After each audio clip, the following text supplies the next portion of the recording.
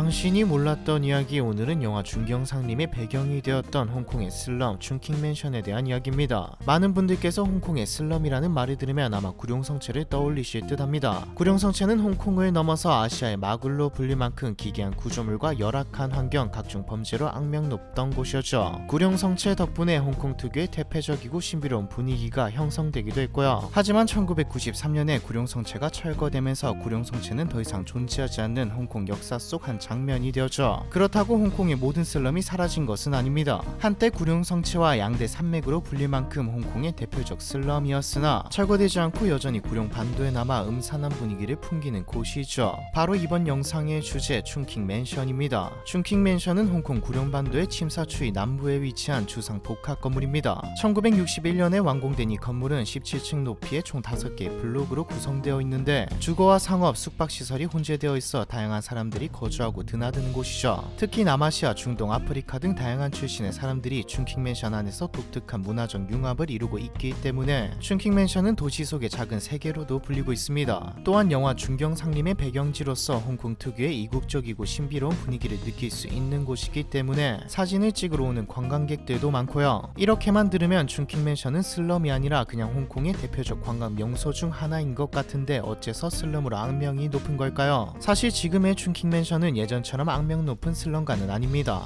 홍콩 당국이 1990년대부터 보안 강화 조치를 시행하면서 범죄율이 현저히 낮아졌기 때문에 과거와 달리 그다지 위험한 장소가 아니거든요. 물론 사실상 저소득층과 이민자들의 주거 역할을 한다는 점, 건물이 매우 노화되어 화재에 취약하고 위생 상태가 열악하다는 점에서 여전히 슬럼의 조건을 충족하는 곳이긴 합니다. 현재도 홍콩의 명물로도 불리지만 동시에 홍콩의 흉물로도 불리는 이유이죠. 극단적으로 돈이 없거나 그만큼 돈을 아끼고 싶은 게 아닌 이상 절대 가지 말라고 말리는 곳이기도 합니다. 당장 검색해보면 한국인의 리뷰도 있는데 일단 초보자들에겐 비추이고 내부는 미로 같으며 바퀴벌레를 비롯한 벌레는 당연하고 도착하자마자 나오는 말이 뭔가 잘못됐다이죠. 호객도 따라붙는데 예약을 하면 예약증 첫머리에는 절대로 이 예약을 딴 사람에게 보여주어서는 안됩니다. 버스에서 내리면 직원을 사칭하고 다른 곳으로 데려가거나 돈을 빼앗아가는 일이 많은데 절대로 그렇게 해서는 안됩니다. 보내드린 안내문대로 혼자서 잘 찾아와야 합니다. 이렇게 적혀있고요. 어수선하고 지저분하고 무섭고 살벌한 분위기는 덤이죠. 과거에 비해서는 그나마 낫다는 평가를 듣고 있다는 점을 생각해보면 과거 춘킹맨션의 악명이 어느 정도였는지 짐작할 수 있습니다. 1960년대 초반 당시 홍콩은 제조업과 관광업이 급속도로 발전하며 경제성장을 이루던 시기였습니다. 또한 대학진 운동의 여파와 이후 이어진 정치적 불안정, 문화 대혁명 등의 사회 혼란으로 인해 많은 중국 본토인들이 중국을 떠나 홍콩으로 유입되었죠. 홍콩은 갑작스레 증가된 인구와 경제 발전 속에서 여러 변화를 겪게 되었습니다. 춘킹맨션은 바로 이 시기인 1961년에 완공되었죠. 춘킹은 중국 도시 충칭에서 유래한 이름입니다. 표준 중국어로는 충칭이고 광동어로는 충힝이죠. 영어식으로 읽으면 청킹맨션입니다. 맨션에 중국 도시의 이름이 붙은 이유는 애초에 이 맨션이 중국 본토 출신의 이민자들을 타겟으로 설계한 건물이기 때문이라는 말이죠. 중국에서 홍콩으로 온 사람들 중에는 범죄자, 가난한 사람들도 있었지만 부자도 상당히 많았거든요. 그만큼 초창기 춘킹맨션은 하층부에는 상업시설을 갖추고 상층부에는 중상류층을 대상으로 한 주거 공간을 갖춘 고급화 전략을 사용했습니다. 춘킹맨션은 17층 높이의 A, B, C, D, E 총 5개로 분리된 블록으로 구성되어 있었는데 지금이야 홍콩이 마천루로 유명하지만 당시 기준으로 17층 높이의 고층 건물은 흔치 않았죠. 춘킹맨션이 고급 호텔과 상점들이 밀집되어 있는 침사추이 지역에 위치한 점 역시 춘킹맨션의 이미지를 고급화하는 데 큰 역할을 했습니다. 덕분에 초창기 춘킹맨션은 개장과 함께 다양한 계층의 사람들로부터 인기를 얻으며 홍콩의 상업 중심지로 자리 잡았죠. 레스토랑부터 옷가게, 각종 상점, 환전소 등 춘킹맨션에는 그야말로 없는 게 없었고요. 당시 쇼핑 아케이드에 있는 사업체의 약 20%를 인도인과 파키스탄인이 소유하고 있었는데 덕분에 춘킹맨션은 단숨에 홍콩과 남아시아 커뮤니티의 중심지가 되었습니다. 또한 상업시설에 음반가게와 클럽이 들어서면서 음악 팬들과 젊은 세대 역시 춘킹맨션을 찾게 되었죠. 그런데 춘킹맨션에는 한 가지 치명적인 문제점이 있었습니다. 바로 부족한 엘리베이터 시스템과 좁고 복잡한 계단과 복도였죠. 춘킹맨션은 한 블록마다 2개 엘리베이터가 있었는데 건물 규모에 비해서는 부족한 개수였기 때문에 늘 과부하 상태였고 이용객들은 늘 대기 시간에 많은 시간을 소모해야 했습니다. 또한 계단가 역시 비좁은 탓에 비상 상황이 발생했을 때 대피 어려움이 있을 것이란 문제도 있었고요. 거기다 건물주라는 것도 없었습니다. 이 말은 즉 건물 관리할 사람 없이 사는 사람들이 각자 알아서 관리하라는 건데 당연히 공용으로 사용하는 공간은 개판이 되었죠. 특히 쓰레기가 문제였습니다. 공용 공간에 쓰레기를 투기하면서 온갖 벌레와 쥐, 뱀까지 꼬였고 빈대가 창궐했죠. 그래도 이때까지만 해도 아무도 예상하지 못했습니다. 당시 홍콩에서 가장 핫한 장소 중 하나였던 춘킹 맨션이 추후 가난한 이민자들의 주거지로 전락하며 홍콩의 개토로 불리게 될 줄은요. 돈을 많이 번 중국인들은 위생이 안 좋은 춘킹 맨션을 떠나버렸고 영국인들도 자기 집으로 돌아가 버리면서 춘킹 맨션은 텅텅 비게 되었습니다. 홍콩으로 범죄자들까지 흘러 들어오면서 불법 조직의 근거지가 되거나 약을 사고 파는 장소가 되기도 했죠. 1960년대 후반 무렵부터 춘킹 맨션은 군인들과 배낭객들을 위한 게스트하우스로 변모하게 되었습니다. 베트남 전쟁 기간 동안 홍콩에서 휴가를 보내는 미군들이 저렴한 숙박 시설을 찾게 되자 춘킹 맨션의 상층부에 위치한 몇몇 소유주들은 게스트하우스로 개조하여 아파트 임대보다 더 수익성이 높은 숙박업을 시작했거든요. 이 시기엔 홍콩의 건축 규제가 느슨했기 때문에 주거용 아파트를 게스트하우스로 쉽게 전환할 수 있었던 것이죠. 이렇게 미군 여럿이 춘킹 맨션에 머물면서 때때로 홍콩의 성노동자들을 불러들이기도 하고 베트남 전쟁이 끝난 후엔 배낭여행객들이 저렴한 방을 찾아 춘킹 맨션을 찾게 되면서 자연스럽게 춘킹 맨션의 슬럼화가 진행됐습니다.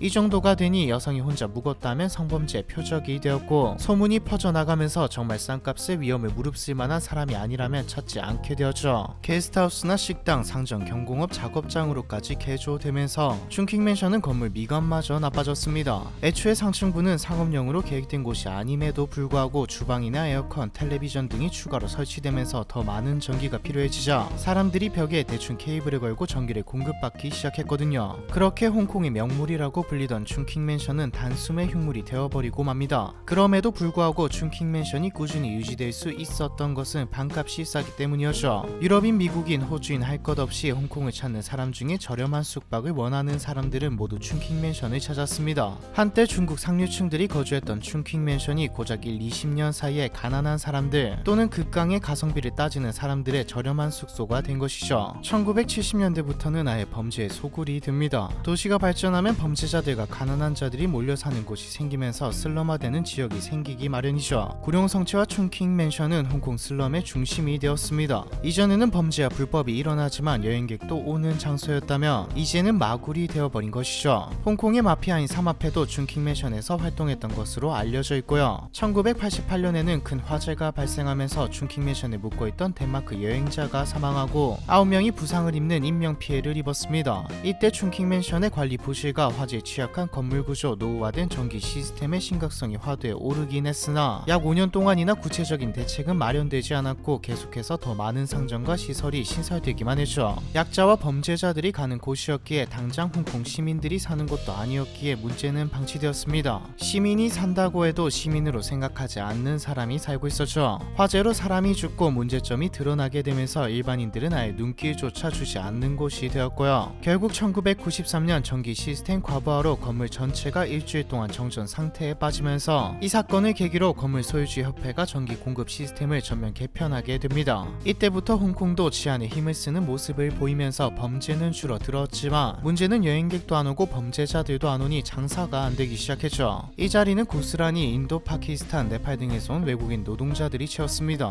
말이 외국인 노동자이지 대부분 불법 체류자였고 춘킹 맨션의 상점과 레스토랑에서 불법적으로 일하면서 범죄들 역시 빈번하게 발생했죠. 1994년에는 춘킹 맨션이 왕가위 감독의 영화 중경상림의 배경으로 등장하면서 세계적인 유명세를 얻기도 했습니다. 실제로 한국에도 중경상림을 보고 춘킹 맨션을 매력적인 곳으로 보는 분들이 많죠. 막상 가면 다 실망하지만요. 1990년대 후반과 2000년대 초반에는 춘킹 맨션에 머물며 모국에서 재판매할 목적으로 홍콩이나 중국에서 여러 상품을 구매하는 아프리카 상인들이 대거 등장했습니다. 2005년부터 약 4년 동안 춘킹 맨션에 거주했던 홍콩 중문대학교의 인류학과 교수 고든 매튜스는 2011년에 발간한 자신의 저서 세계 중심의 개토에서 2000년대 초까지 춘킹 맨션에 머무는 대부분의 사람들은 아프리카인이었다고 언급했을 정도이죠. 아프리카인들이 주력으로 하던 사업은 중국에서 만든 유럽과 일본 브랜드 휴대폰 모조품을 사들여 나이로비 같은 곳에서 재판매하는 것이었는데 매튜스 교수의 주장에 따르면 2000년대에 사하라 사막 이남의 아프리카에서 판매된 휴대폰의 최대 20%는 모두 춘킹 맨션을 통해 유통된 것이었습니다. 이렇게 범죄란 범죄는 다 이뤄졌던 춘킹 맨션도 2000년대 이후로는 급격히 범죄율이 하락하기 시작했습니다. 다름 아닌 CCTV 설치 때문이었죠. 2003년부터 CCTV가 맨션 안팎으로 곳곳에 설치되기 시작하면서 2013년 기준 건물 공공장소의 70%를 커버하는 많은 CCTV가 설치되었습니다. 또한 수백 명의 소유주로 이루어져 건물 관리가 전혀 되지 않았던 춘킹맨션에 관리 사무소가 들어서며 최소한의 관리가 되기 시작하면서 자연스레 과거의 악명에서는 벗어나게 되었죠. 매튜스 교수 역시 지금의 춘킹맨션이 과거와는 다르다고 말했고요. 물론 여전히 위생 상태가 매우 열악하고 건물도 심하게 노후된 상태이며 화재 같은 비상 상황 발생 시 대피로가 확보되지 않는다는 점에서 과거나 지금이나 춘킹맨션은 크게 다를 바가 없지만 적어도 들어가면 죽는다식의 범죄 소굴은 아니게 되었습니다. 위생 문제 역시 사실 게스트하우스마다 다르기 때문에 어떤 곳은 공짜로도 들어가기 싫은 곳인가 하면 어떤 곳은 나름대로 꽤 괜찮은 곳도 있는 상황이죠. 매튜스 교수는 심지어 춘킹맨션이 대체적으로 합리적인 곳이라고 평가하고 있고요. 식당들의 수준이나 게스트하우스의 품질이 최근 몇 년간 향상되었고 이전보다 위생 수준도 괜찮으며 CCTV와 화재 센서 시스템은 그 어느 때보다 안전하게 만들었다고도 말했죠. 물론 춘킹맨션의 과거와 비교해서이지 진짜 안전하고 진짜 위생이 좋다고 느껴질 정도는 아닙니다. 센서가 잘 작동한다는 것이 대피할 수 있다는 말도 아니고요. 홍콩 시민들은 워낙 입지가 좋은 곳에 있고 자꾸 안 좋은 일들이 하나둘씩 터지니 철거하자는 말이 나오지만 홍콩의 역사와 함께한 건물이기도 하기에 쉽사리 진행되지는 않고 있죠. 제가 자료 조사를 하면서 여행 유튜버 분들의 춘킹맨션 방문기를 봤는데 저는 못 가겠습니다. 영화 준경 3님의 배경이 되었던 홍콩의 슬럼 춘킹맨션에 대한 이야기 이번 편은 여기까지입니다.